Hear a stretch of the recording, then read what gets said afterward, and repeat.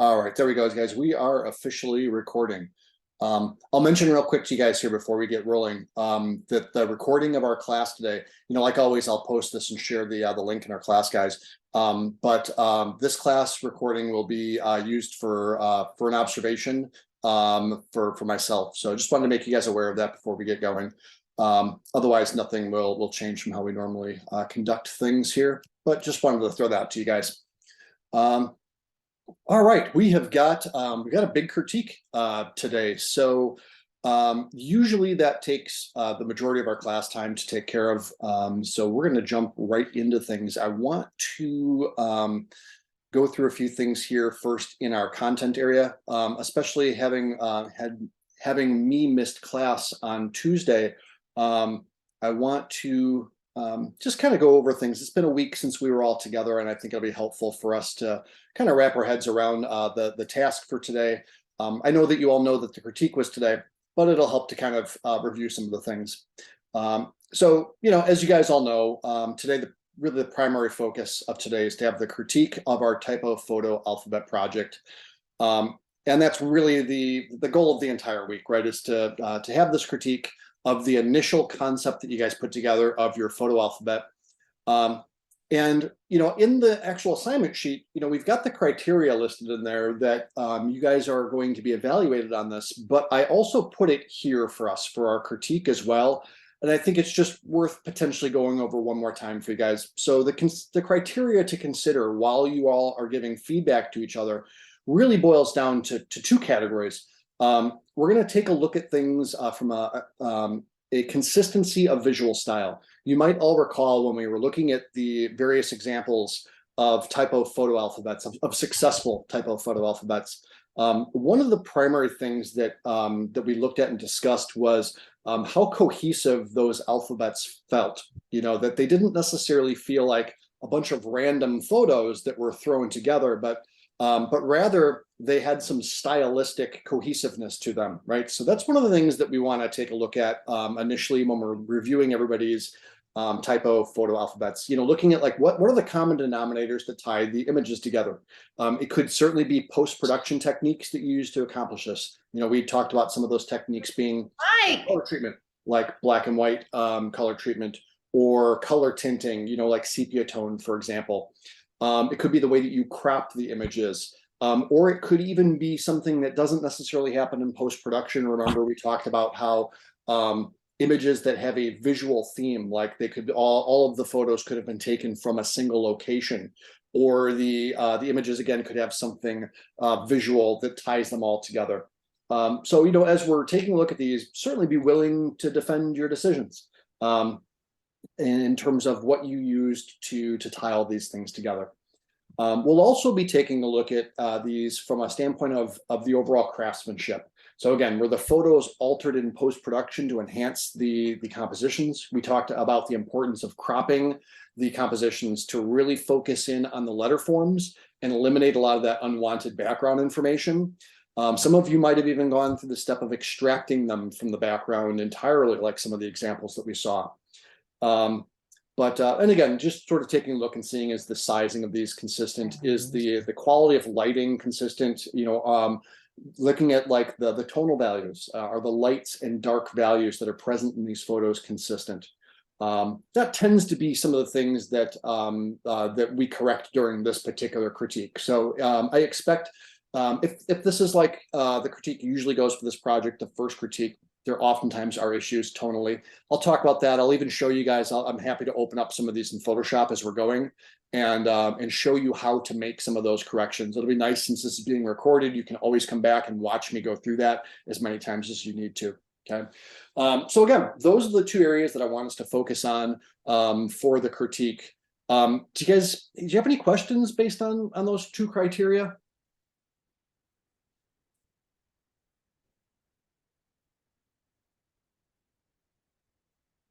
No, cool. I was hoping that would be, familiar to you guys. I know that we talked about that, at least in the assignment sheet. But again, these are the two criteria that we're going to be focusing on. By all means, if you have other suggestions that you want to make to each other that you feel will make the alphabet stronger, certainly feel free to chime in. The other thing I want to mention is, like we've done in the last couple of critiques, I will likely drive the initial feedback on the first, maybe even the second group of alphabets we look at. But you guys have been doing such an amazing job of giving each other peer feedback, like substantive feedback. We've talked about that. I love you guys as a group and how comfortable you are giving each other feedback. So, again, I'll likely drive at least the first one, maybe the first two, kind of set those expectations for how I'm looking at the consistency of visual style and the craftsmanship.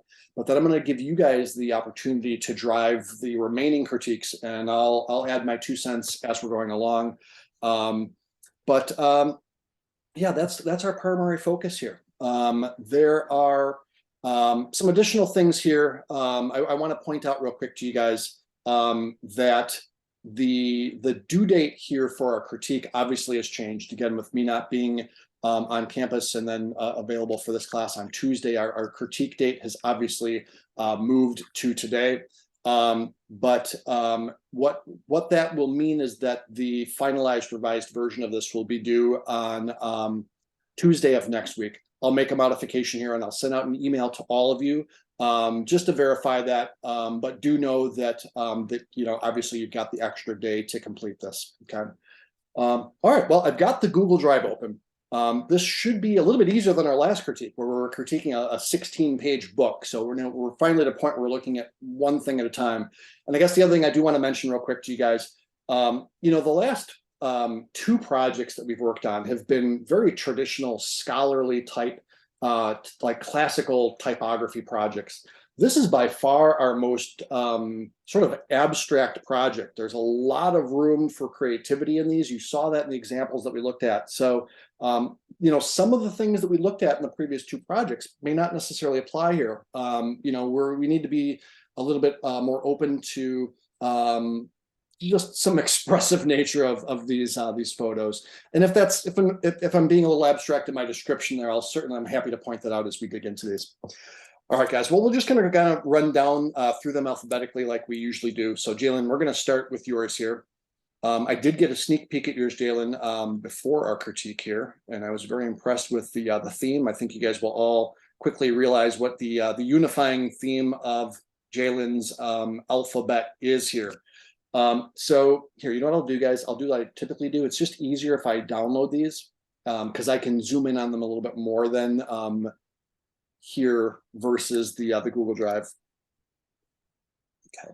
So Jalen, before we give you feedback, I'd love to hear just a little bit about the shoot. Where you went to take the shoot. Was it multiple locations?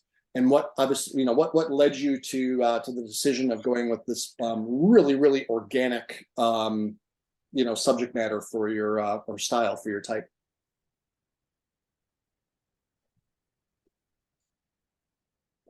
Look, is Julie not here with us? Let me see. No. Okay. No, it doesn't look like Jalen's here. And that's okay. We will still, by all means, critique this. We're recording it. Jalen can always give this a watch.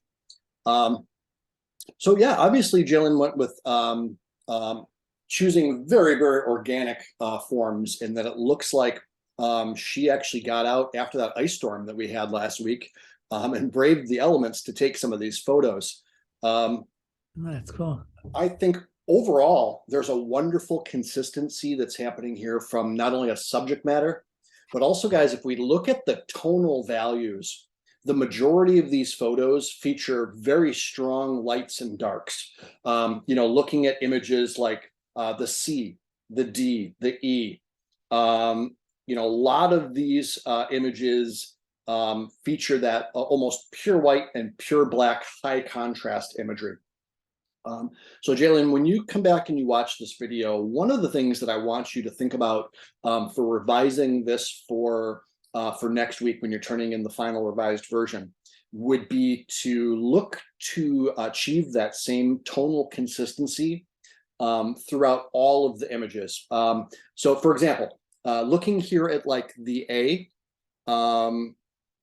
and some others like the S, the T, the V, the W, those are some that I would consider much more gray images overall, like if we're looking at just the individual photos. within an image like this, sure, there are some dark tones, but we really lack areas of high contrast like we have in a lot of these others. So I think that, you've very clearly established in a good number of these photos, really the majority of the photos, that you've got the high contrast. So let's talk about how we can do that. I love, giving you that suggestion, but I would also like to leave you armed with the techniques of how to achieve that in post-production. It's likely, I know that many of you have had me for a Photoshop class, so some of the techniques I'm about to show may be familiar to you, but it's probably really good to review for you.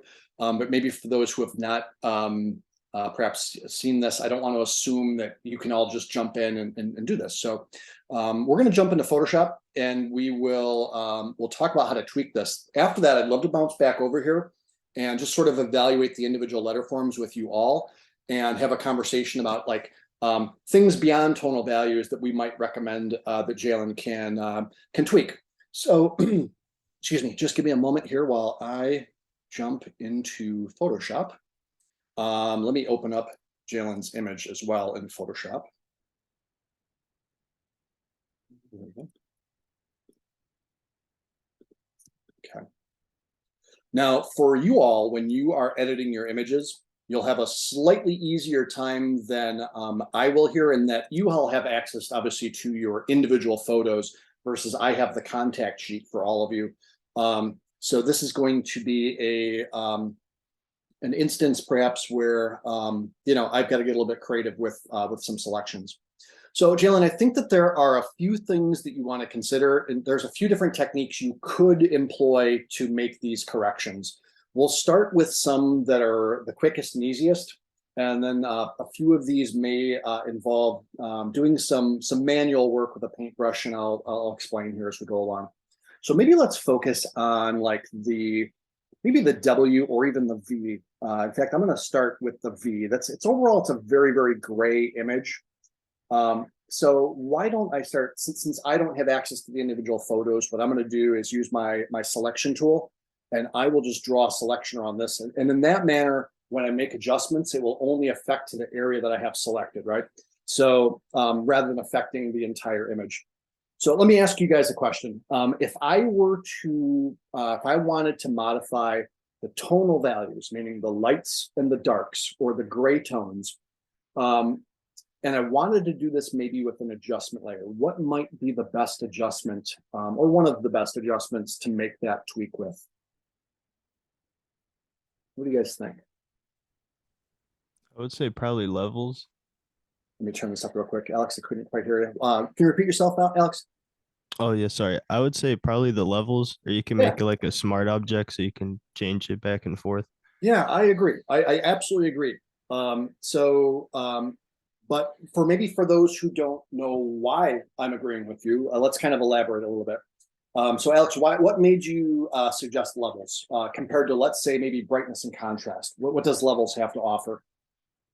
Well, I mean, it literally is exactly pretty much what you described, where it controls the lights and the darks on each end. And Yeah. I don't know, that's always what I go to first when I'm Yeah, doing I agree. I agree. I mean, like brightness and contrast is what a lot of beginners will do in Photoshop. But the issue with brightness and contrast is you really just have the one slider. And as you increase either the brightness or the contrast, like when you bump up the contrast, it bumps up the tonal values on both ends of the spectrum, right? So as we increase the contrast, we're bumping up, or we're intensifying the lights and the darks at the same time. And Alex, like you're suggesting, levels gives us the ability to modify lights and darks independently of each other. Because when I look at this, I feel like the darker tones aren't too far away from being pure black. But I look at this and I see the lighter tones, and I definitely feel like they need much further boost in lights. So quick review for maybe those who have not done an adjustment layer like levels for a while. Remember, in your layer panel at the very, very bottom, I know this is probably not the easiest to see on my screen, but on the bottom of your layer panel, you've got the little adjustment layer icon. It looks like that half circle. And so we can click on that and we can apply levels. And let's see here. My Zoom panel's in the way. Let me kind of minimize this real quick. There we go. All right. So as I described this image, our levels panel is definitely confirming what I had mentioned. So remember, guys, with levels, it's giving us a histogram of the image. This is a representation in a graph form of where the tonal values of these pixels lie. And so, remember, this is our black slider that represents pure black. This represents pure white. So most of the pixel value lies in between pure black and 50% gray. So overall, this is a very, very dark and gray image. Okay?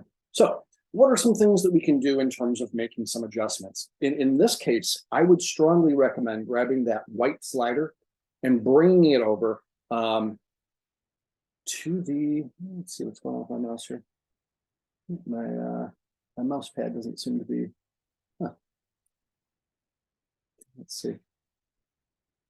Oh, yeah, my mouse pad is actually not interacting with any of this stuff. I might have to quit Photoshop, guys, because as I click on anything at all here, nothing is responding at all. So yeah, I'll probably quit Photoshop and relaunch it because something is definitely up. Yeah, in fact, I can't even grab the interface window itself. So yep, let's just quit and start over. That happens to me at least 3 times per day, probably. I have to say that like a complete program freeze has not happened to me for a while, at least not on my computer, but it will occasionally happen at campus. But I mean, in that case, those computers are being used by a lot of individuals. So no biggie. We haven't gotten that far. Let's just jump right back in here. And cool. Well, at least it's responding now. That's a step in the right direction. Okay. So again, I just began with selecting the area that I want to work with, heading down to the adjustment layer icon and looking for levels. There we go. All right. So again, I'm going to go ahead and boost up. There we go. It's finally working for me. So I'm going to boost up the white levels here. And that is definitely making a nice adjustment in terms of the areas where we've got the ice. Now, here's the cool thing about adjustment layers, as I'm sure most of you know, but this is really going to pay some nice dividends here. So the adjustment layer, remember, it comes with a layer mask. So right now, the adjustment is happening to the entire photo, but maybe we only want it to happen to the ice. So remember, we've got this mask, and just like any mask on any type of image, we can use that to expose or mask out certain areas of the adjustment. Okay. So let's go ahead, and I love doing this with paintbrush. I know that, again, if you've had me for Photoshop, we've certainly talked about this and worked with masks a lot. But I'm going to use a black paintbrush so that I can manually paint out the areas here that maybe I feel have been boosted up too far, because before I made that adjustment, if I turn this off, you can see that background remains nice and dark. And what I like about a number of Jalen's photos here is that the letter forms often have much more contrast than the background. So if we turn this back on, we can just go ahead and mask out the adjustment. Let me actually make my brush opacity full 100%. There we go. So we can potentially just go ahead and mask out some of the areas there that maybe, we don't necessarily want to boost up. And now the emphasis is really very much on the letter form. I'm doing that a little bit fast. Obviously, Jalen, I would recommend that you zoom in and, shrink your brush down. I'm just using a brush shortcut. Remember, guys, that your opening and closing bracket keys can be used to either increase or decrease your brush size, which is just a little bit faster than having to keep coming up here and upping and like raising and lowering your brush size. So obviously, Jalen, you'll want to spend a little bit more time than I just did there, but yeah, so that's one of the techniques, Jalen, that you can use for some of these images that are a little bit more gray. The W would be one. The great thing about this, Jalen, is it's quick and it's easy, right? I mean, like, these are photos that could use a bump in tonal value, but by no means, you can use the existing photos. You do not have to retake those by any means. Another quick suggestion, I'll throw this out there because this may help some of you on as we're going forward. Another technique that could be used to do this could be some dodging and burning.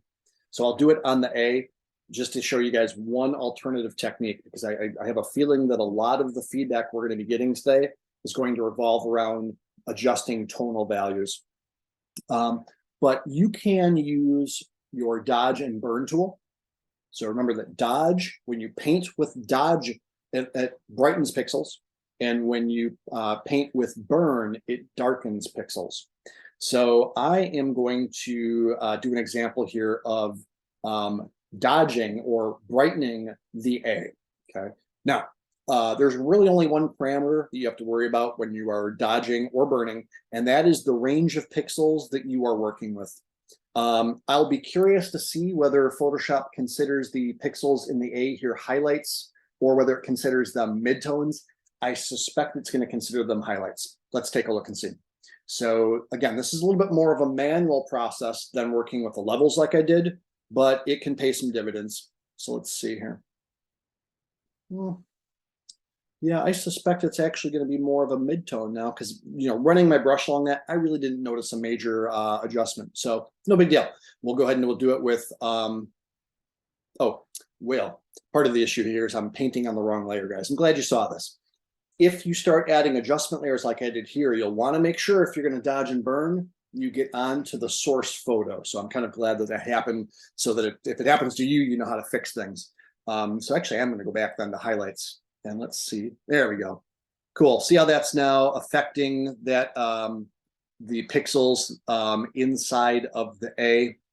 And again, it's giving them a really nice boost compared to the background and creating a nice separation for us.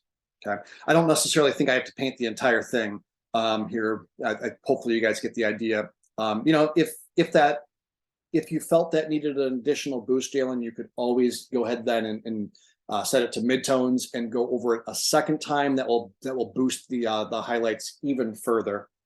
And again, I was kind of moving fast with that. But overall, Jalen, I feel like that's going to be the main thing for you to focus on. The opposite technique would be employed here with the H. So here, your H is a darker form. Okay, so you would want to potentially lighten the background rather than the letter. And again, that can absolutely just be done with dodging and burning or with a levels adjustment. It just depends on what you want to do. I could, again, lighten the background here fairly easily, again, using the dodge and burn. I would actually probably do that one, though, with a levels like I did here. All right, I'm going to go ahead and hide Photoshop, folks, and let's take a look then at these thumbnails again. Overall, guys, how do you guys feel about the letter forms? Obviously, when we're dealing with very abstract organic shapes, there's some interpretation that has to happen here, without a doubt. We saw that in a lot of the typo photo alphabets, that we looked at that were professional examples or historical examples. How do you feel about the set overall? And are there any letter forms that you recommend really are just are very, very difficult to read, or then maybe we can talk about discussion about techniques that can be used to enhance those.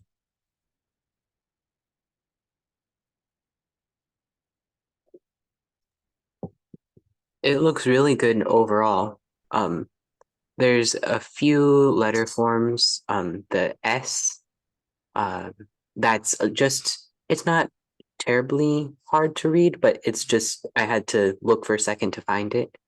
Yeah. And then the H, it's a little bit hard for me. I feel like maybe not all of them, but quite a few of them could benefit from blurring the background. Yes. Just a touch more. Some of the backgrounds, especially on the B and C, they're quite busy. Yeah. So if there's just a little bit more blur, it doesn't have to be much. It would just bring more emphasis onto the actual letter forms. Yeah, I agree, Jacob. That's a really nice observation. When we look at like the U down here, that would be a really good example of what Jacob's referring to. So this, from a photography standpoint, this is what's referred to as a shallow depth of field. I know we talked about that a little bit last week with some of those typo photo sets. But when you are shooting with a wide open aperture or a bigger aperture on your camera, you will get a blurry background. Now, depending on the camera that you used, you may or may not have been able to manipulate your aperture, but fortunately it is something that you can do in Photoshop. And again, pretty straightforward technique of just duplicating a layer. That is something as well that maybe, why don't we do that as well? I know we're kind of digging into some demos here, but I feel like these are techniques that will probably help all of you across the board. So I think it's valuable for us to perhaps define some of these techniques early in our critique, so that as I'm referring to them, or maybe we're referring to them, you have a frame of reference for like what it is, like what the heck am I talking about when I say, or Jacob says, or any of us says, like blur the background. So let's just do an example of that real quick. This would be another instance where a little bit of masking goes a long way. So let's maybe do the C.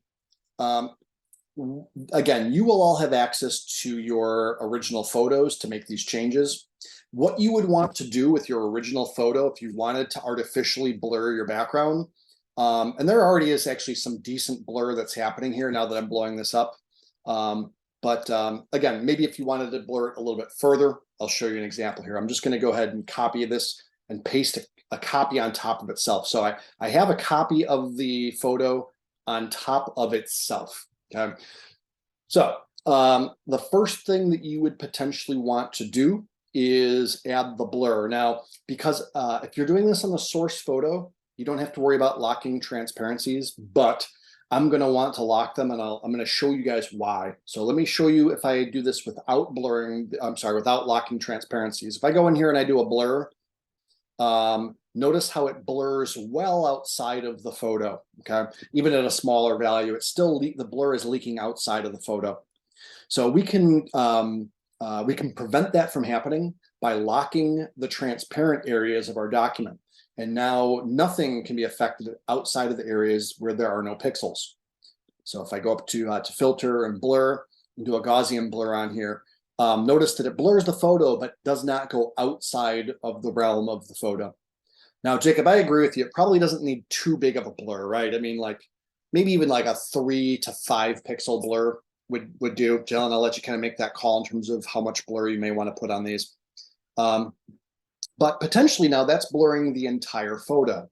And then the way that we would correct that would be potentially just masking the areas that we want to be blurred. Okay, so I'm going to go ahead and put a mask on this, and then mask out, or actually in this case, put a mask in the areas that I want to be blurred. So I'm going to basically do this by holding down my Alt key. Actually, I'm on a Mac. I'm holding down my Option key, but if you're on a PC, you're going to hold down your Alt key. You'll apply a mask. That applies a black mask. And of course, we know that black masks in Photoshop mask out that area of the image. So if we get a paintbrush and we set it to white, we can now go ahead and mask in the areas that we just blurred out. Okay. So as I paint, it looks like I'm painting a blur. What I'm really doing is revealing this blurred, masked out image. Okay. And again, Jalen spent a little bit more time than what I'm doing here, just trying to move a little bit quick so that we're not necessarily taking forever on these techniques. But you know, in that case, we're blurring out that background, a little bit sloppy on the edges there. But again, with a little bit of you know, TLC, it'll look sharper than that. Yeah, I don't know, guys. Here, did you see any other letter forms that you might recommend? I mean, I agree with you, Jacob. I think some blur could happen on some of those. Let's see, I see one other one that I'm going to make a suggestion on here. I feel like the B, Jalen, could use a bump as well. And this is the only one that I see that is going to give you a real challenge, in that looking at that B, you have areas that are dark and that are light there.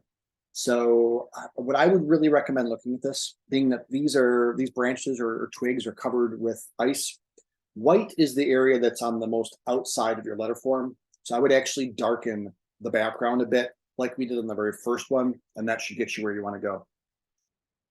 But I really think that from compositionally, each one of these is cropped very well.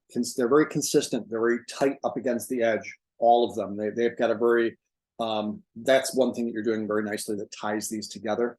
The tonal values across most of them are good. Use them as the blueprint to get the more gray images up to par with the rest. And it should be a pretty straightforward path for you to get it from where it is right now for the final version for next Tuesday. Guys, before we move on, any other comments, questions, or concerns that we might have missed here on this one?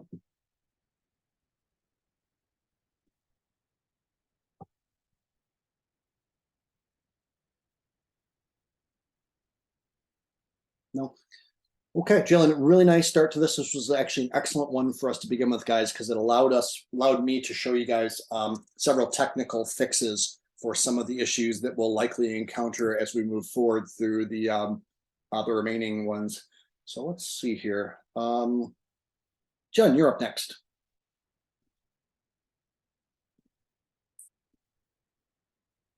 So Jen, if I remember correctly, you had planned on taking photos around your home, and maybe did you say your neighbor's home as well? I feel like when we talked about this. Yeah, I did A and P at her house, but everything else was mine.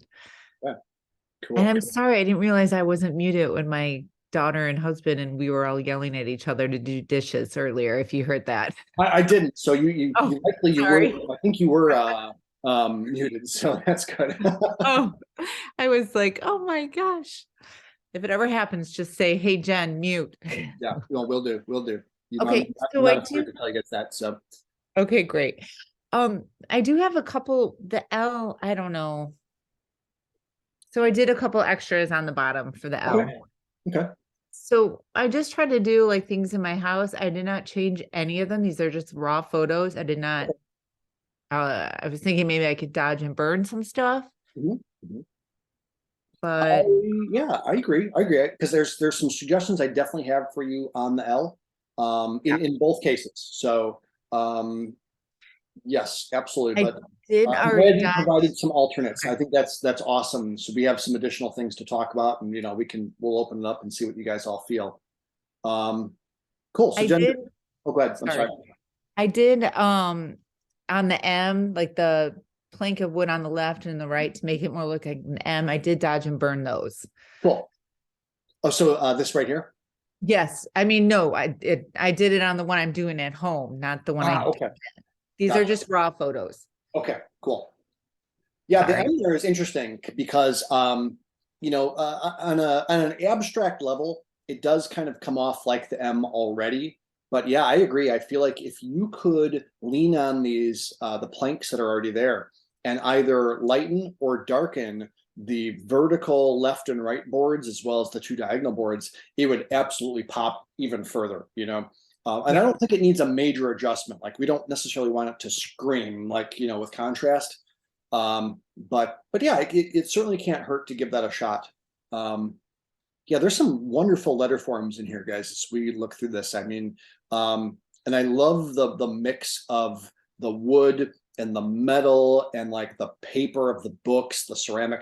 It very much it's clearly mixed media, but to me, the unifying element here is that these are obviously all like elements from a home. That I think the location and the materials are something that tie these together.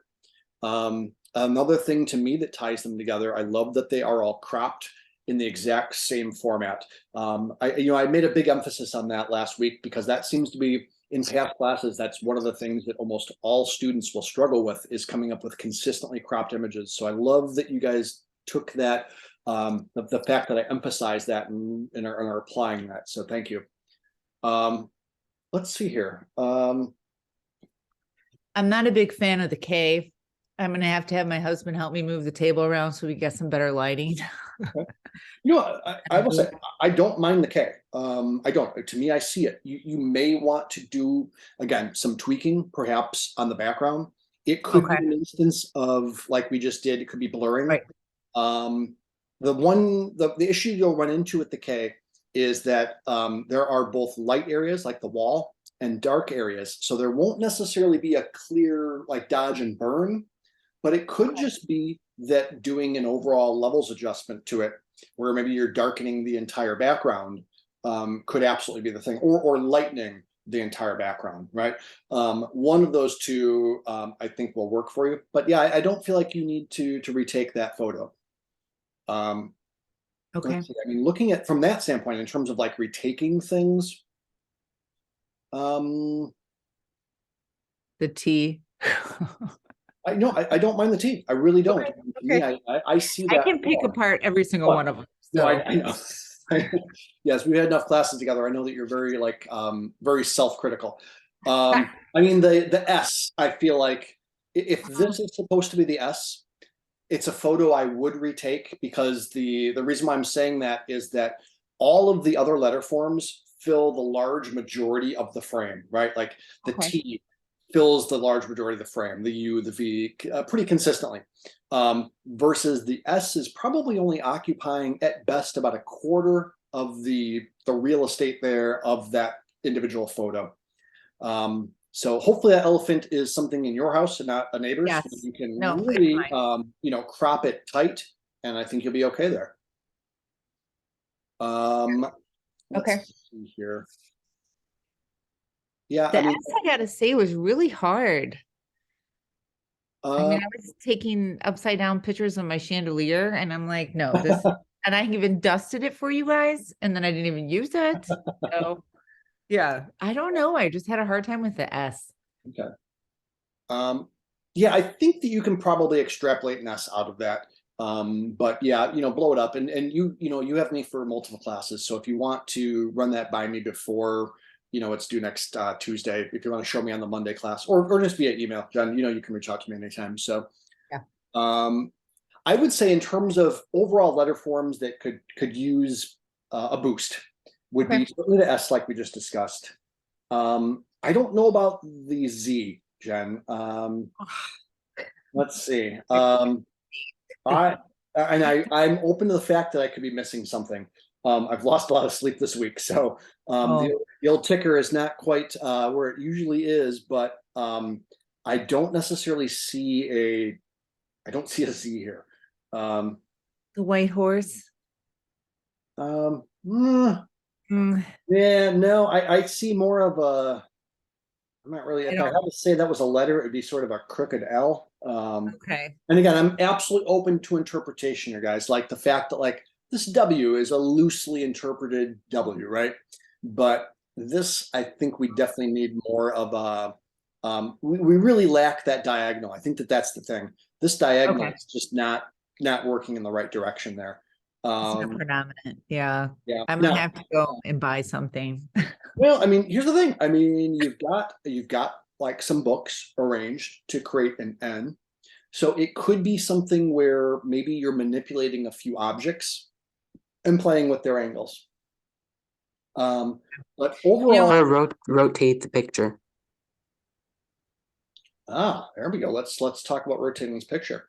So, yeah, what do you think, Jacob? Which direction should this be rotated here to tweak it? Oh, I was not the horse, the books. The books. Yes. Okay. Cool. Like cool. take another picture of the books where they're spread out just a little bit more, and then just rotate it. Yep. I mean, that's already just I think you could have an entire set of letters with just the books. So Yeah. I think you could definitely just rotate a picture of that setup and use it as a Z. Sure. Okay. And Jen, if you don't want it to necessarily feel exactly like this, just tilted, perhaps open the books. Because if you open a book and you take a picture of it from looking down. Okay, so remember last semester when we were talking about camera language and we talked about like bird's eye view, right? Looking down on a subject. If you have a book that's open, that's immediately by itself creating a V. If you had two that were open, you could easily create a Z shape from that. You'll just have to place them perhaps on a surface that allows you to stand, directly above them looking down, which I think you can pull that off. That shouldn't be a big deal. Oh yeah. When you see my full photos, you're gonna see a lot of my feet. Okay. Sitting on chairs even. Okay. So cool. So thank you. That was great suggestion. Yeah, no problem. So yeah, Jacob, thank you. I think I think the answer was here really all along. So folks, let's talk about the L. Jen had mentioned that in the beginning in terms of, she's got the L here. And clearly there's a strong, there's strong contrast between the floor and the rug. Is it enough that creates a strong L for you? Or do you guys prefer maybe one of these? And with this, clearly taking this into Photoshop and maybe taking this area and darkening it would make that L stand out. Or is this enough? I don't know. Let's talk. What do you guys think? I like the one that's already there. But I mean, it's your project, so if you like the other one, then that works, dude. They're all good examples, I would say. Thank you. My rug is not made straight though. Ah. It's driving me crazy. Not that that's even about the class, but I do like the one on the bottom, the one without the wood floor, because I feel like the L and the M, you know, let's kind of change it up a little bit.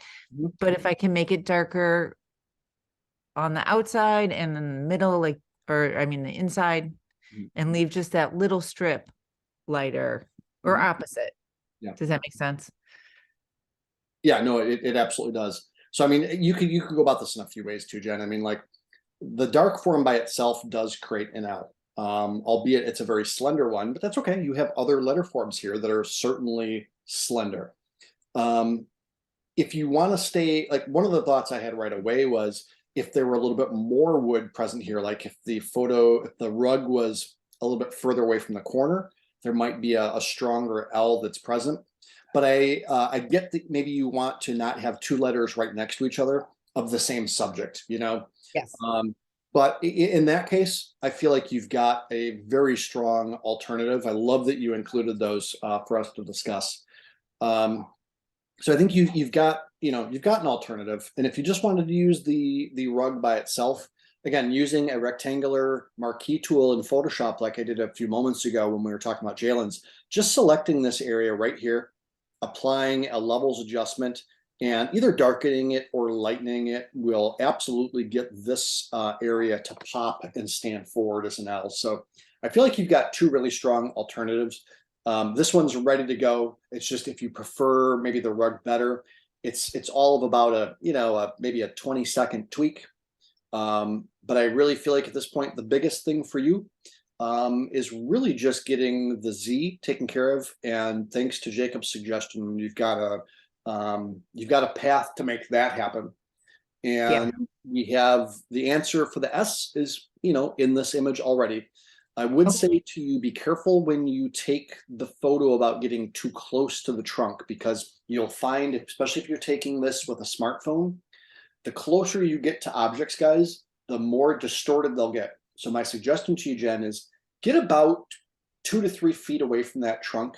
And then from there, it should be large at that point, but rather than trying to get too close to it and fill up the frame, rely on the proximity of about 2 to 3 feet away, and then zoom in the rest of the way to get that to fill the majority of the frame. Okay. Thanks. Yeah, no problem. Maybe something else to think about here. On the Q, I'm wondering perhaps if there should be a little bit more separation between the inside of the Right. the handler. I mean, maybe because I had a moment here, and again, this might just be due to lack of sleep. I'm certainly open to that. I for a minute there, I'm like, oh wait a minute, there's 2 O's, but no, clearly this is a Q. But maybe either here, let's do this. Rather than messing with the middle, I would lighten the handle and the outside ring just a little bit. I wouldn't go too far with it, but just to add that little extra emphasis. I think that's what that needs to get that where you need it. Okay. But yeah, overall, a wonderful set. From a color standpoint, the rich colors of the wood, and then the nice soft colors of like the whites and the off-white really ties things together nicely. Yeah, it should be a pretty straightforward weekend for you to get this ready for next week. Okay, great. Thank you. All right, guys, it is time now for you guys to have first comments on these. So let's take a look at Jacob's. Let's see here. So when I was doing these, preface to that, I did not know how to export or save the contact sheet as a PDF. For some reason, when I did a save as or export, that wasn't an option. Okay. Well, no worries. You know what, Jacob? I'll open it up real quick in Photoshop, and we'll just see if I'll show you how I would do it, and just, by all means, take a look on your computer, see if that's an option for you. Okay.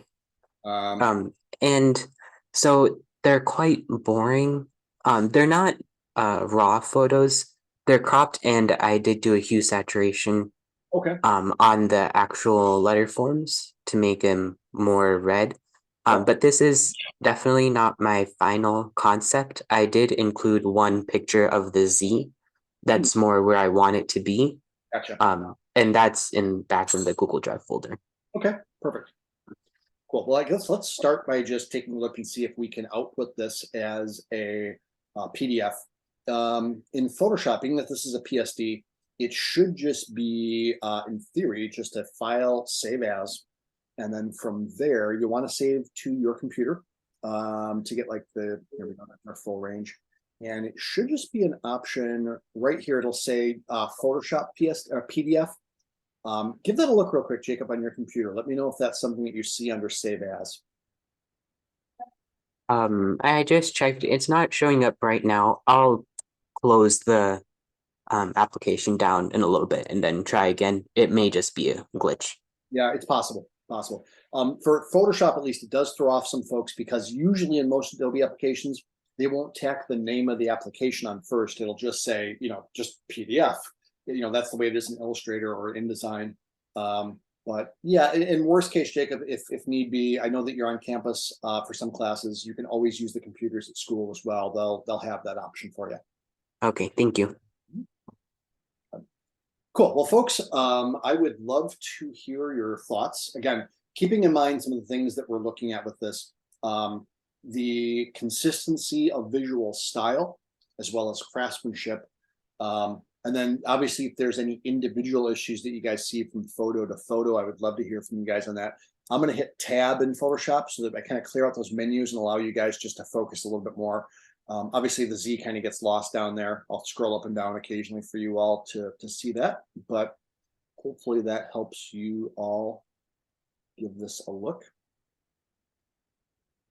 But yeah, what do you guys think? Let's maybe start with the consistency of style. What do you guys feel about it as a consistent set?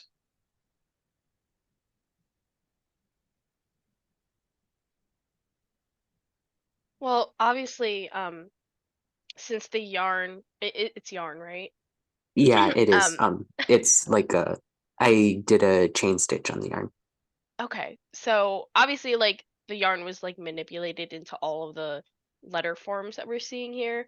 So I think for consistency's sake, and like the hue that you applied, and even just like the lighting and the positioning of the floor, obviously you can see that this is a set. I think there might be like the V compared to the Y, like obviously like you like doubled over the yarn for the Y, so it like looks a lot thicker, and then the V looks really thin. I think it might be because it's farther away too.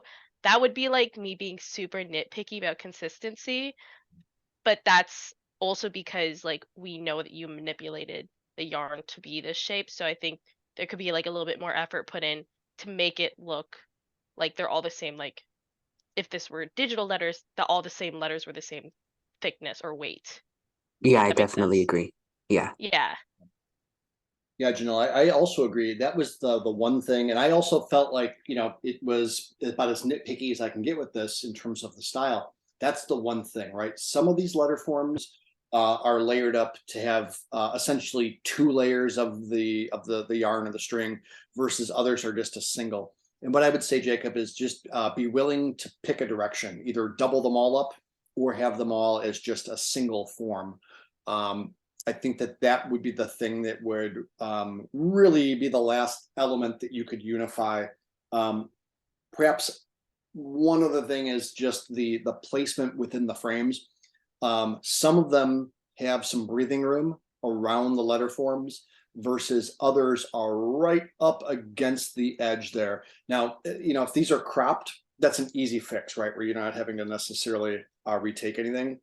But I would pick an avenue there as well. We kind of talked about that with some of the letter forms last week, where that can be a visual style in of itself if we very tightly crop the letter, versus if we let it have a little bit more breathing room.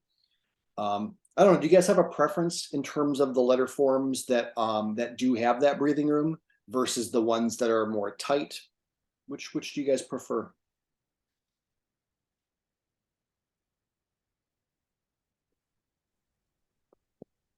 I like more room. And I like it, Jacob. Thank you.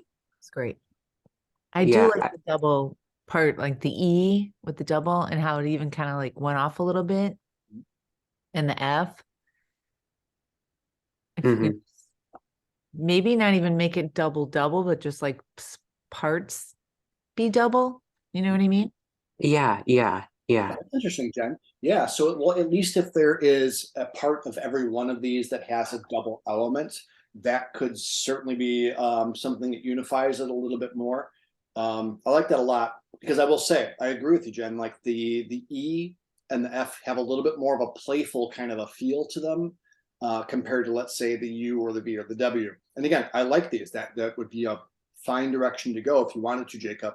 But these absolutely, the E, the F, the Z, I'm sorry, the X down here absolutely have a little bit more of a loose kind of fun factor to them. So I think you could pick either direction, Jacob, and go with it. I think you got two nice directions. We're sort of at a fork in the road. You can take either one, single string or double string in portions, and that's going to just be that last sort of element that you need to unify these. And I do agree with you, Jen, that I feel like when there's a little bit of room around them, I do feel like I like those compositionally a little bit better as well. Yeah, I was running into some issues when I was cropping them because in some of the pictures they are more higher up, so I had more room around them, and a few of them they're really filling out the original picture already. So I might retake a few of them. Yeah, you might need to. And unfortunately, though, it looks like it's a very controlled environment. The one thing you'll want to do, Jacob, if you're retaking photos, try your best to make sure that the lighting is the same. So if you shot this at a particular time of day and we're relying on, natural light, try very hard to mimic that exact same time of day, same location, obviously. Otherwise, you'll find that the ones that you retook will stand out because the backgrounds being as consistent as they are, I think, is a big part of just the overall consistency or cohesiveness of style. Which again, that's a big component of this assignment. It's one of the criteria that you guys are going to be evaluated on. Yeah, definitely. Cool. And if you wanted to look at the 1Z that's in the Google Drive, that's Yeah, more my completed concept. Okay, cool. Yeah, thank you. I appreciate you reminding me of that. So this one right here? Yeah. Yeah, let's give it a look. Ooh, cool.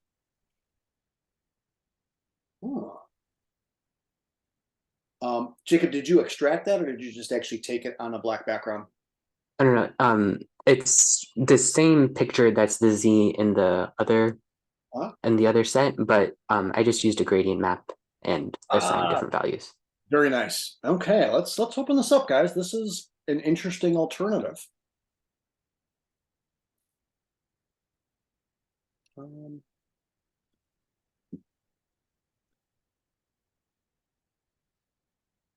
Okay. Here I can potentially get the panel out. There we go. All right. So, obviously, guys, it's a radically different look and feel here. And I think it really boils down to just a preference in style. I don't necessarily know that one is radically better than the other because they both have a good amount of contrast. I think that the letter form really pops from the background. I think, I guess there is one potential advantage to working this way, Jacob, and that would be because clearly you understand how a gradient map works. And you could then add different colors between the different letters, not that they all have to be a different color, but maybe you pick a color palette of, 6 or 8 colors that you repeat throughout. That, certainly could change the overall mood, right? Because I will say, if there's anything, the letter forms stylistically, it's rather monotonous and that it's quite boring. Yeah, same thing over and over and over again. And I think you even opened up by stating that. But this is clearly an option that you could use to alleviate that and create a very colorful set where there is some nice variation. So yeah, maybe that is the way to go. Right. Cool. This is a really creative use of a gradient map, Jacob, because typically what we do when we gradient map is where we have lighter tones, we replace them with a lighter color. But in this case, Jacob is replacing his background light colors with pure black, and then is using the black end of the gradient to colorize this. So is this just a 2-color gradient map, Jacob, with black and red? I believe, let's see. Yeah, it is. Yeah, fantastic. Oh, really? It's a simple thing, but it's not the way that we typically think of it. And it's sort of an opposite way of using it. A really creative solution to colorizing that. Yeah, I have to say, if you are feeling that this is just drab overall, I would apply this technique, because did you do it as an adjustment layer? Yes. Yeah, perfect. So you can recycle those adjustment layers. So again, once you've built out however many colors you want to use, it's just a matter of just grabbing that adjustment layer and dragging it over to the photo that you want to apply it to.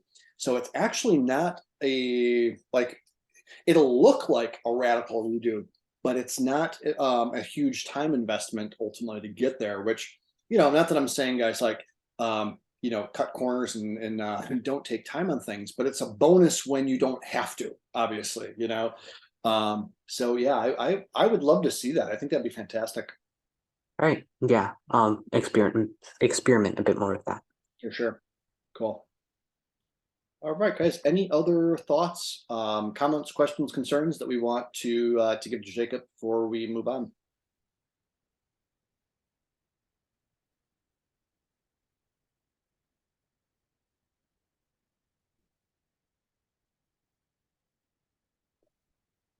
No? Okay, cool. Thanks, Jacob. No problem. Okay, let's see here. Let's see, Catherine, let's give yours a look here next.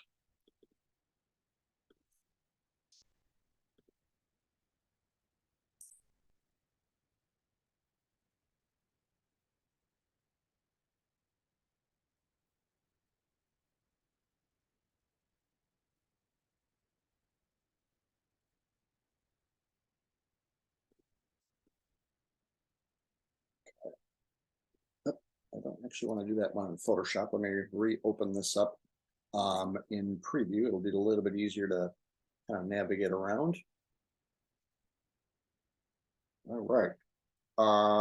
Let's see, Catherine, talk to us a little bit about the direction you took the photo alphabet here. I decided to make it out of candy.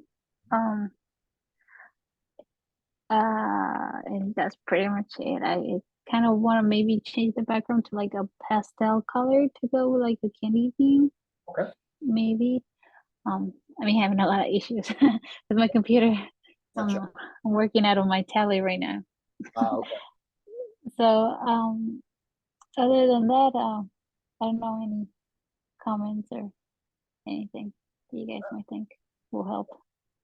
Catherine, did you get to eat your homework after you were done? Not all of it. Too much candy.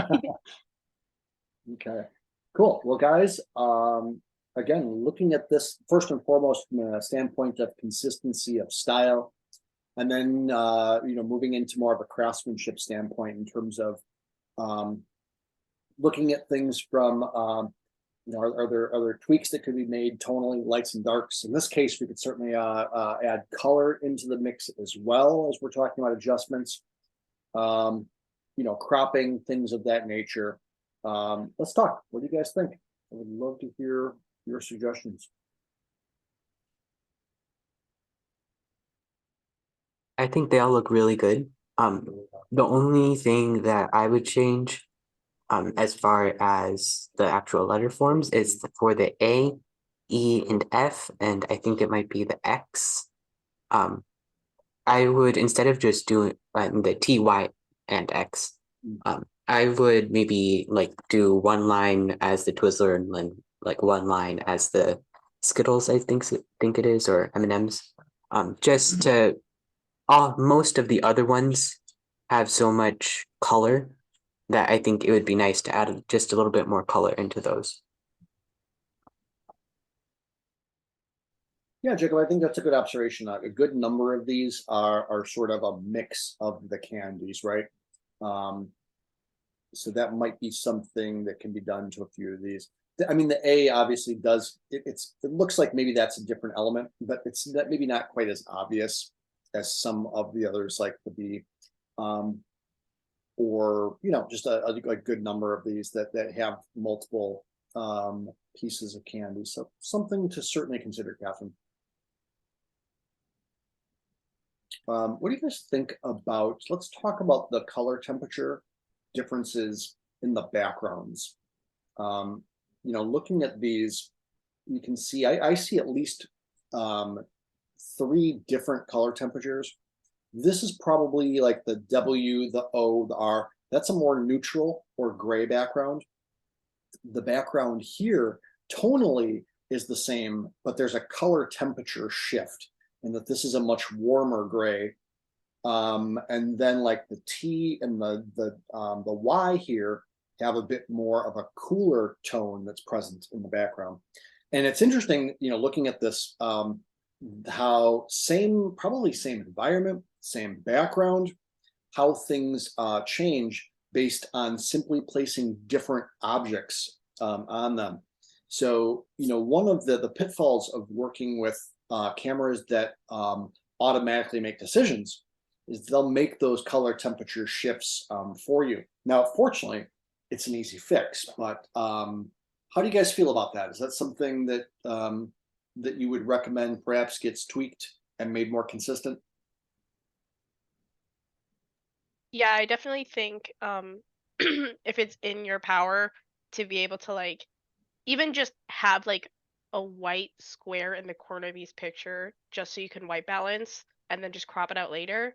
Like if it's in your power to do that, I would say go for it. Um especially since you're working with like candy and food, and I know like the focus is the letter forms itself, but I think you'd want to make it look as appealing and as possible. Yeah.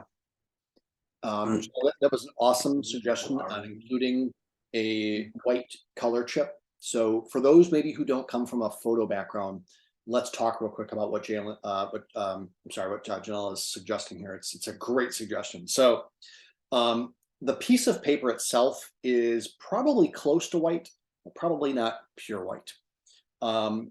So a trick that photographers will do when taking like photos like this is including a small chip or item that is pure white. You know, it could be for a lot of students who don't necessarily have the money to buy, you know, because you can actually go out and buy like little chip sets for photography. You can quite literally just go to the hardware store where they have the paint sample sheets and grab one that has pure white in it and cut out a small chunk. But if by including a piece of that in the corner of each photo that you take, so you're like literally putting that paint chip down on the paper in a small area, what you can do, what Janelle is suggesting there, is white balancing off of that. So you can do that in post. It's very easy, actually. I'll show you guys, because I was going to make the suggestion anyway. So I'll take this into Photoshop and show you how you would potentially do that. Now, obviously, we don't have that that little colored chip, but I will show you at least how it's done with it. And we're going to show you a suggestion anyway on this where Catherine can potentially make those backgrounds more consistent. So this is something you'd want to do on an image by image basis.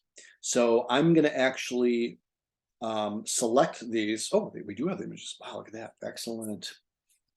Okay, so I'll select this image here. Now I'm going to have to, this is a smart object. So I am going to have to, I'm going to rasterize this so I can make these adjustments. But potentially what we would do is we would apply a levels adjustment. Now levels has these eyedrops here, including what's called a set black point or a set white point. What this eyedropper will do is wherever you click, it's going to define that as pure white and adjust all colors off of that. So if we had a little color chip that we knew in real life was pure white, we could click on that in all of these, you know, and then it would adjust the color temperature on all of them. In this case, we're just going to use the actual background. Now, notice how it, you know, affected everything. That's because I have not applied this levels adjustment just to this image. So I would want to hold down my Alt Option key, click in between here, and make a clipping mask. Or, like I know, Jen, that doesn't work on your computer, so it might not work on others. If Alt clicking or Option clicking in between the two lines doesn't work, Control click on the layer and go to it's in here somewhere. There it is. Create clipping mask. Okay. Now we can make some small adjustments here as well. You know, looks like the bottom corners are a little bit darker. So again, grabbing that set white point, clicking on that area, there we go. Cleans it up really, really nicely. We can even sort of artificially bump that up a little bit more. But look at how bright and vibrant the candy becomes. The background's gone, looks really good. So that's something I would recommend, Catherine, that you do on all of these. And that's just, again, selecting the image. And you can do this on the source image. You don't have to do it here in this document. But again, doing levels, we'll just do one more here. Set white point. Click right there. There we go. And again, we want to create that clipping mask. So Control click on the image. Create clipping mask.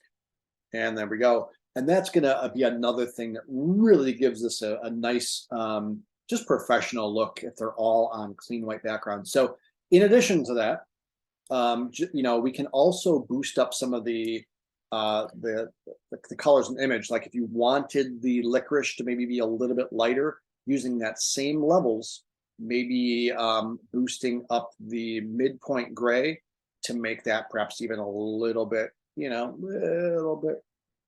we can now start to see a little bit more detail inside that. But I would strongly recommend that, Catherine, on each of these to get them removed from that paper background. You know, it might take you about a minute per item. It's really a very easy technique to do. But yeah, I really prefer the way that those look once the background becomes pure white. So really strong. These look awesome.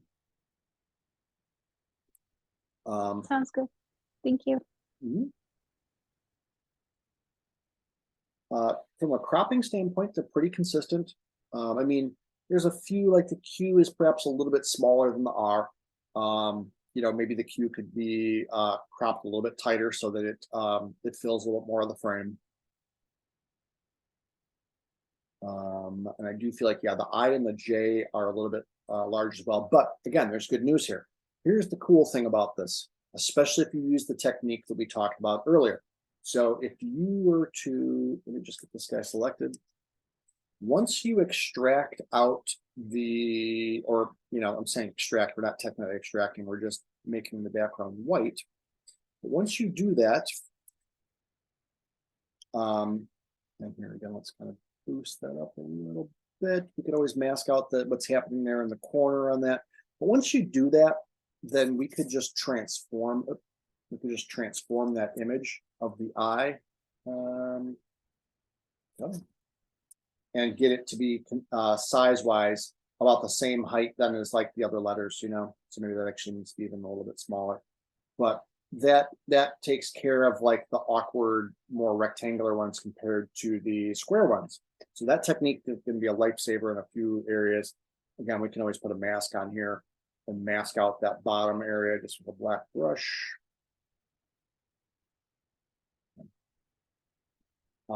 But that's where I would focus your attention, Catherine, is really getting the backgrounds all to be pure white.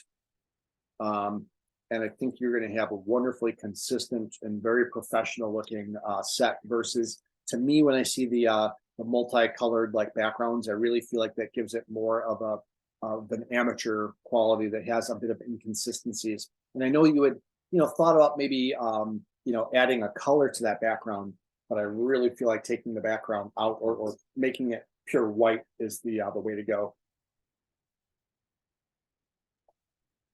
Okay, sounds good. Thank you guys for your feedback. Yeah, guys, any other comments, questions, and concerns before we move on?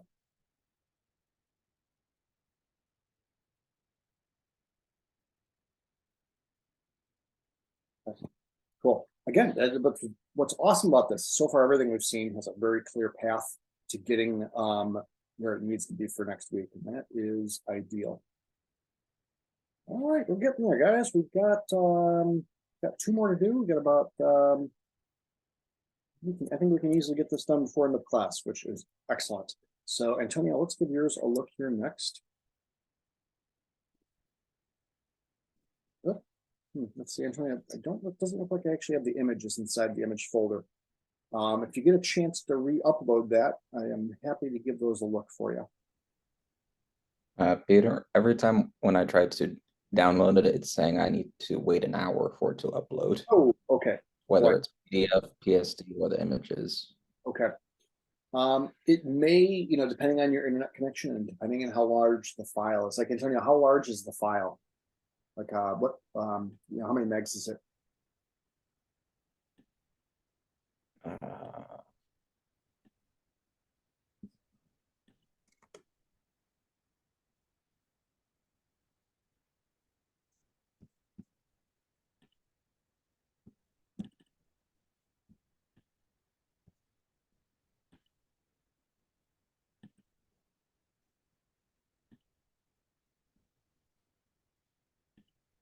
Yeah, and if you can't find out right now, Is 954.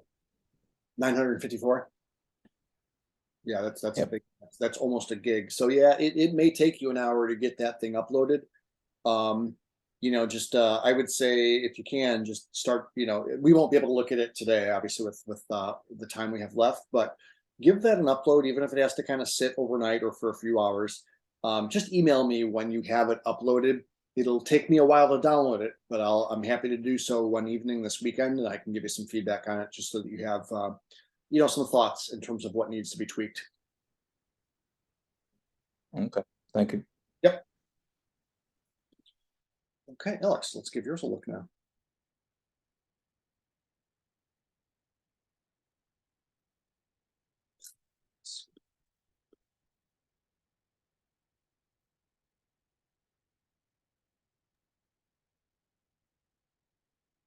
Let's see, I'm not quite sure. There we go. Cool. I was gonna say, I'm not sure why that wasn't previewed because I did take a look.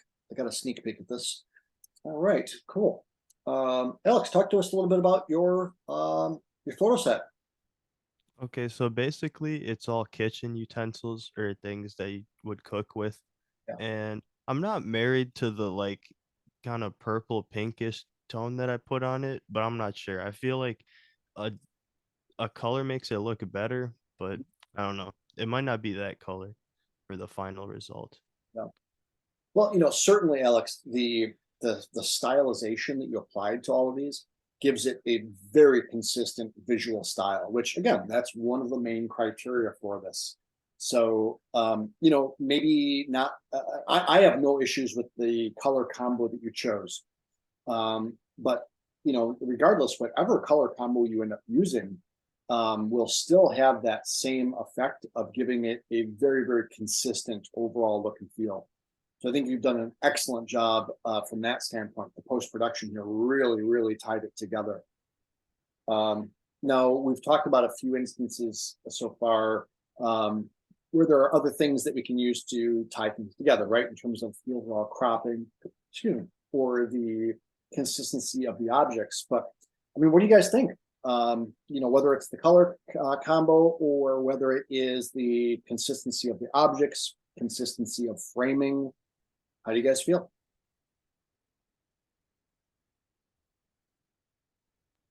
I really like it. It feels very consistent to me, and it almost has like a very vintage 1950s feel. Yeah, I agree. The only thing, it could be my screen, but just I think the color cast is making it look very dull.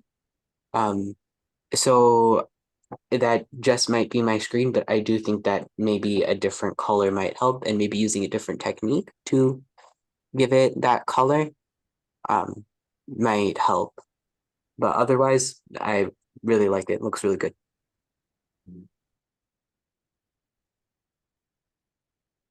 Yeah, I think overall, I mean, I really dig the whole purple pink thing. I think it's great. I even love that there's a little bit of grayscale in some of them as well. Almost kind of has the look of like X-rays. But you know, maybe there's not as much contrast as like you know, if it had a black background, but I think it contributes to the sort of vintagey look. I'm rather fond of it. What do you guys think Sure. about the? Oh, Oh, go ahead. I'm sorry. I think I interrupted Oh, somebody. sorry. I was just gonna say, I'm not sure if I'm gonna leave shadows in it or not. I was gonna wait till the critique and kind of see what everyone thought about it because, like, I kind of like the idea of having shadows in it, but at the same time, I feel like it makes it look like a lot messier. So I'm not Well, sure. the shadows ultimately are the thing that are creating like these sort of like soft, almost grayscale sort of look to it. Yeah. Yeah, for me personally, Alex, I like that. To me, it contributes to the fact that it looks kind of like an X-ray because it's inverted, right? Like the shadow should be darker than the background, but it's lighter. And that's typically something that we see in a more X-ray or inverted image. To me, it contributes to the style. And Okay. again, I'm rather fond of the look of it. You know, looking at the ones that don't have the shadow, yeah, they overall have crisper edges and are a little bit cleaner. But I don't look at this necessarily, the ones that do have it, and think, oh, that it looks sloppy or there's a craftsmanship issue there. Rather, to me, I think it adds to the overall style. Oh, okay. I Cool. agree. I think that you should keep the shadows. I like it. I think it, when I first saw it, it reminded me of like an X-ray, but like a negative, but with a pink tint. Yeah. I would definitely keep the shadows. I really like it a lot.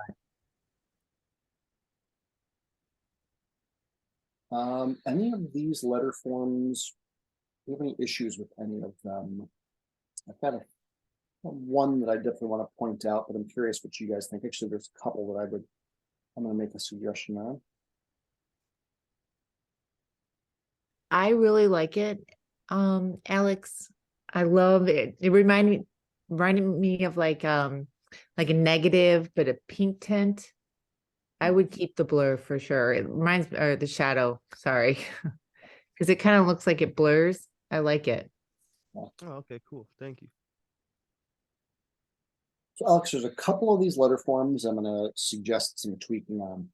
I feel like the Y could be stronger.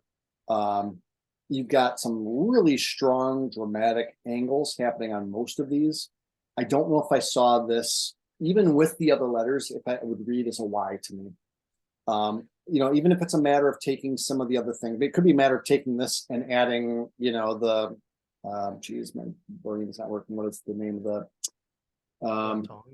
thank you, the tongs. I'm over here like making the tong movement with my hand, like you guys can actually see me. But yeah, it could be using tongs as well as this, you know, this could be the stem of the Y and some tongs on top or something. But that would be one I think could be strengthened. The mallet could probably use an additional item to strengthen that T. And it could even just be a matter of not even retaking the photo, but combining two photos in Photoshop real quick before you colorize it. The F, I think, could use some help as well. To me, this ends up looking like more like an L. I mean, I get it that that's, you know, the part on the whatever the can opener or whatever the twist, but I don't know, it doesn't quite read long enough. And I also feel like the G could use some help as well. Otherwise, I'm very open to these. I will say I'm not the biggest fan of these two letter forms being right next to each other because it becomes very apparent that they're the same thing. But maybe the D, a simple thing could be taking a photo of half of like looking inside of a pan, maybe has some liquid or something inside of it that is cropped this way, but if these were separated and somewhere else in the project, I wouldn't mind them just being, next to each other, but it ends up being sort of a weird form that ends up, happening there because they are touching. Gotcha. The large majority of these, Alex, are ready to go right now. Again, I feel like there's what, 1, 2, 3, 4, and one of these. So 5 needs some tweaking. And again, don't be afraid to combine photos that you already have and then apply this technique. It'll hide some of the fact that they were, from different photos, I think, for you. Okay. It's a really fun set. Very, very like the pink and purple give it an extremely strong mood and atmosphere and consistency. The cropping on all these is very nice as well. They feel overall, the position and the size of all of these things feel good. Maybe this could be a little bit larger, so maybe just cropping it a little bit tighter, so there's not quite as much negative space. But I don't think it needs to be retaken. I just think it's a matter of a slight recrop on it. But yeah, really strong start to this. Oh, do you think the U is okay? Because that was one that I think might need work too. I'm not sure. Because like the other, I had a hard time finding a U shape kind of thing. I mean, I could use like the faucet upside down. Yeah. But I don't know. Yeah, the U could use some help. So here's the thing. It could be a photo of like these tongs just cropped to this. You know what I mean? Because there's a perfect view right here. Yeah. So yeah, I think I would throw that in there as well as one that could be strengthened for sure. Okay. All right, gang. Very nice work this week on these. Let me let's back over here. Okay, yeah, we did cover them all. All right, so let's talk. Actually, I just last minute submitted mine. Okay, I know. cool. So I was just hoping that we could take a look real Absolutely. quick too. Thanks, Janelle. I appreciate you letting me know that was in there. Let's give this a look for sure. After this, we'll wrap up by just discussing what you want to have ready to go for our final submission next week.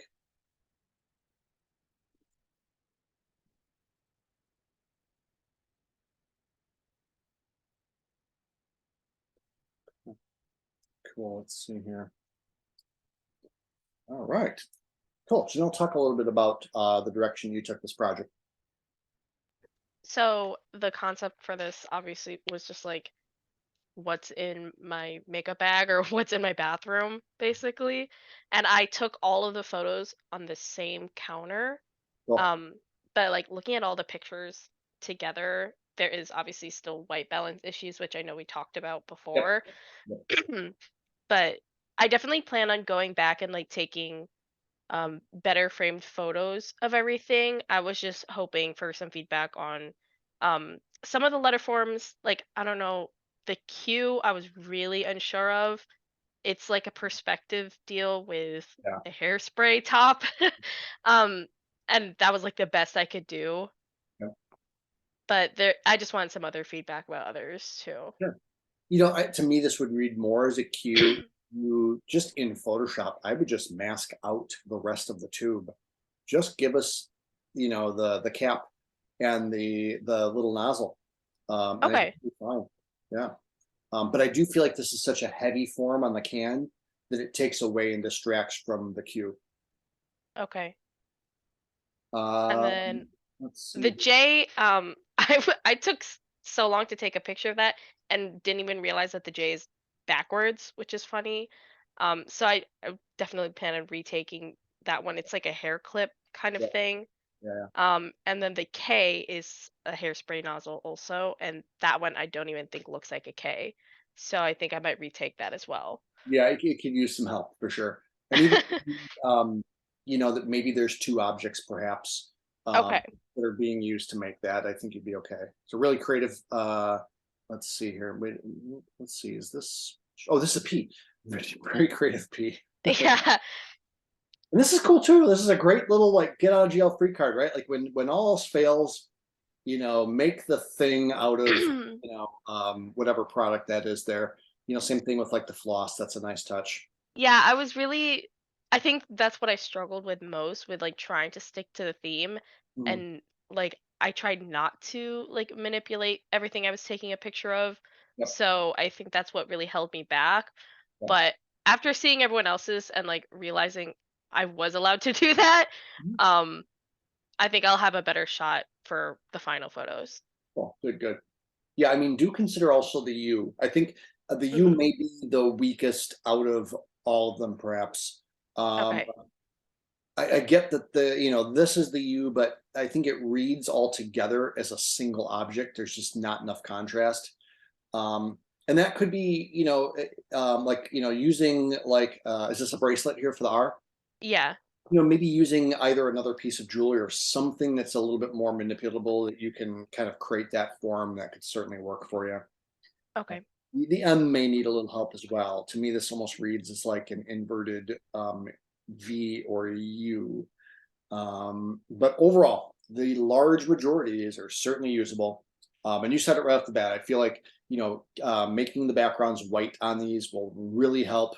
Or an option for you is a very heavily stylized image, similar to what we saw a moment ago with Alex's. You know, obviously picking a different color combo, but you saw how effective that could be by really like ultra stylization. Yeah. Yeah, I don't know, guys. Are there any suggestions? That's an awesome G. I just that one just caught my eye. Any suggestions otherwise that any of you might have with these that we didn't talk about already?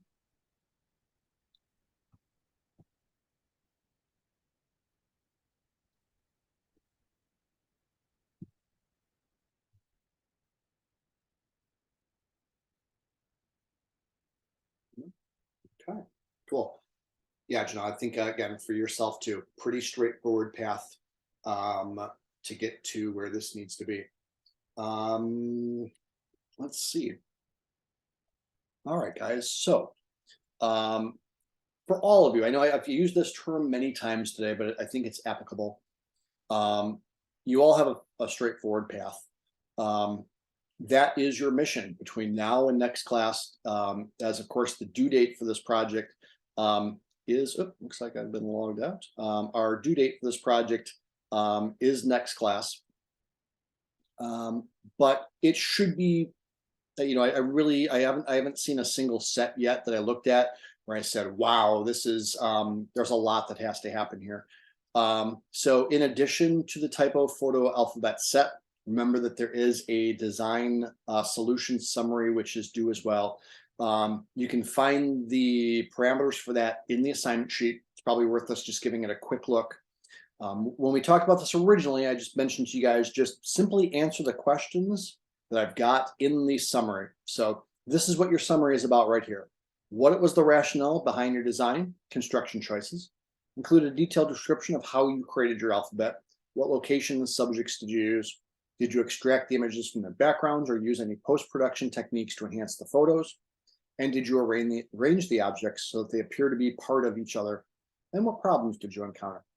I have no problem with you answering these questions in bullet point format. Okay, so I know I'm saying here 1 to 2 paragraph summary, but I would absolutely accept each of these answers just being answered in bullet point format.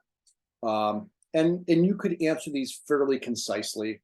You know, again, it does not need to be a long, lengthy paper by any means.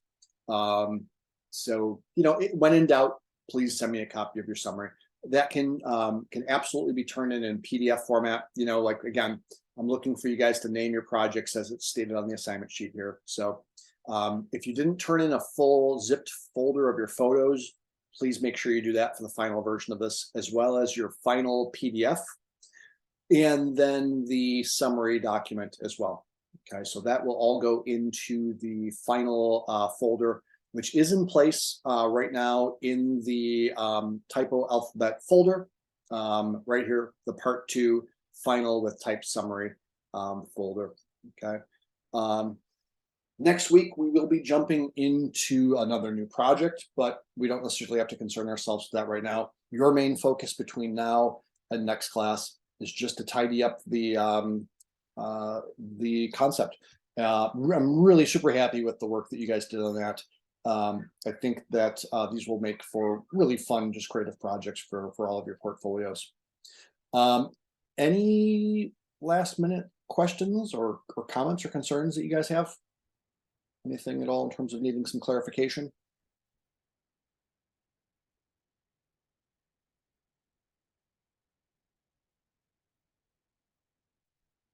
Oh, okay, cool. As always, I appreciate the feedback that you gave each other. I firmly believe that the advice and the feedback that you guys all provided each other are going to, once implemented, will make for stronger overall projects, which of course means stronger portfolio projects for all of you guys. So have a good, productive weekend. If you need anything from me at all, email me. And I will get back to you. Otherwise, if I don't hear from you over the weekend, I will see you all back here on Tuesday. And of course, it usually takes about an hour, 2 hours sometimes, especially for recording this long, but I will get this published to YouTube. And of course, I will share the link for it in our content area, like always in the screen cap video links area, so that you can review the feedback that you guys got. Okay, so that I'll have that up this evening at some point for you guys. All right, thank you all again for that feedback, and I'm going to go ahead and stop the recording now and get things rolling in terms of getting this uploaded to YouTube. So have a fantastic weekend. Oh, excuse me. Could we talk about my poster? Sure, Catherine. What I'm going to end up doing here is stopping this. Let's see, how do I do this? We can talk about it, but it'll just get put into this recording if you don't mind. Otherwise, I won't be able to do it immediately because when I stop this meeting, the video has to process before I can launch another meeting, and that'll take us a good 45 minutes or so. Okay. Yeah, if you shoot, how do we best want to do this? Hey, I think last time we talked, you were able to stop it without ending the meeting. Cool. Let me give that a shot. Thanks, Jacob. Yeah, no problem. See you next week. Yep. Yeah, Catherine, I'm going to give that a shot real quick. Let me stop the recording and we'll see if I can pull it off. Let's see here. I'll also, Catherine, I'll try and make you a screen to make you so you can share your screen with me. So here, I'm going to go ahead first, though, and stop the recording, and we'll go from there. Let's see, stop recording.